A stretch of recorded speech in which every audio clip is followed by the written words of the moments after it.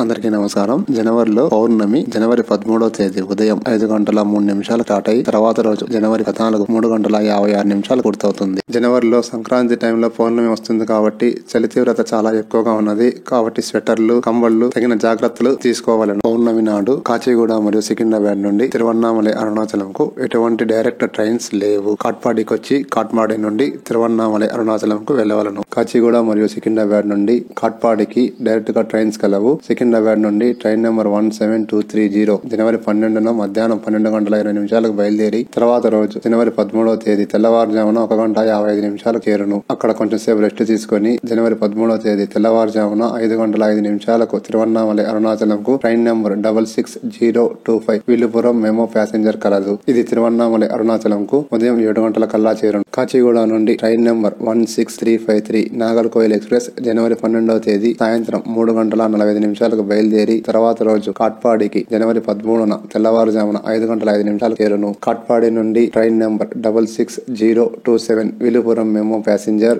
ఉదయం 6:45 బయలుదేరి 9 గంటలకల్లా తిరువన్నామలై అరుణాచలం చేరును. జనవరిలో పౌర్ణమి నాడు కాచిగూడ నుండి కాకుండా సికింద్రాబాద్ నుండి కాట్పాడికి చేరుకుని కాట్పాడి నుండి తిరువన్నామలై అరుణాచలం చేరుట కొంచెం సౌకర్యవంతంగా ఉన్నది. కాబట్టి సికింద్రాబాద్ నుండి శబరి ఎక్స్ప్రెస్ కు వెళ్లడం మంచిది. తిరువన్నామలై అరుణాచలం యొక్క రైల్వే స్టేషన్ చేరుకున్న తర్వాత అక్కడ నుండి బై వాక్ లేదా బై ఆటో తీసుకుని తిరువన్నామలై అరుణాచలం యొక్క రాజగోపురం దగ్గరకు చేరుకోవాలను. రాజగోపురం దగ్గర చేరుకున్న తర్వాత అక్కడ స్నాన గదులు ఉన్నాయి. ఫ్రెష్ అవుటకు ఒక మనిషికి 20 రూపాయలు ఛార్జ్ చేస్తారు. ఫ్రెష్ అయిన తర్వాత సామాన్లు మరియు చెప్పులు భద్రపరచుటకు పక్కన షాపులు కలవు. చెప్పులు లేదా ఒక బ్యాగ్ కి 10 రూపాయలు ఛార్జ్ చేస్తారు. సామాన్లు భద్రపరుచుకున్న తర్వాత టెంపుల్ యొక్క రాజగోపురం దగ్గరకు చేరుకొని అక్కడ వినాయక స్వామి టెంపుల్ ఉన్నది. వినాయక స్వామికి దండం పెట్టుకుని అక్కడ నుండి గిరి ప్రదక్షిణ స్టార్ట్ చేయవలను. గిరి ప్రదక్షిణ టోటల్ గా 14 కిలోమీటర్లు ఉంటుంది. గిరి ప్రదక్షిణ స్టార్ట్ చేసిన తర్వాత 3 లేదా 4 కిలోమీటర్ల తర్వాత నిత్యానంద స్వామి ఆశ్రమం వస్తుంది. అక్కడ టిఫిన్ లేదా భోజనం చేసి కొంచెం సేపు రెస్ట్ తీసుకుని అక్కడ నుండి మళ్ళీ గిరి ప్రదక్షిణ స్టార్ట్ చేయవలను. 3 లేదా 4 కిలోమీటర్ల తర్వాత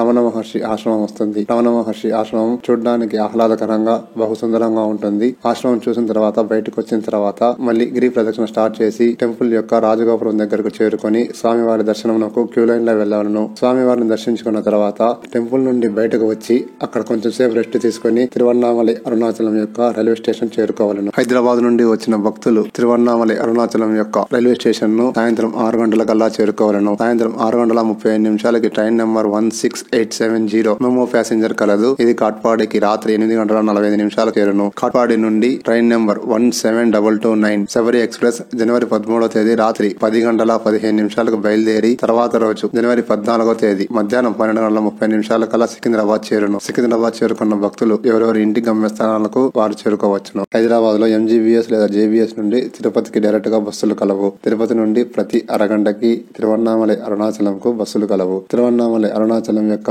బస్ స్టేషన్ చేరుకున్న తర్వాత అక్కడ నుంచి టెంపుల్ యొక్క రాజగోపురం దగ్గరకు చేరుకోవాలను. మన ఛానల్లో చెప్పిన రూట్ లో ఎటువంటి ఇబ్బందుల్లో ఉన్నా కామెంట్ చేయవలను. Thanks for watching.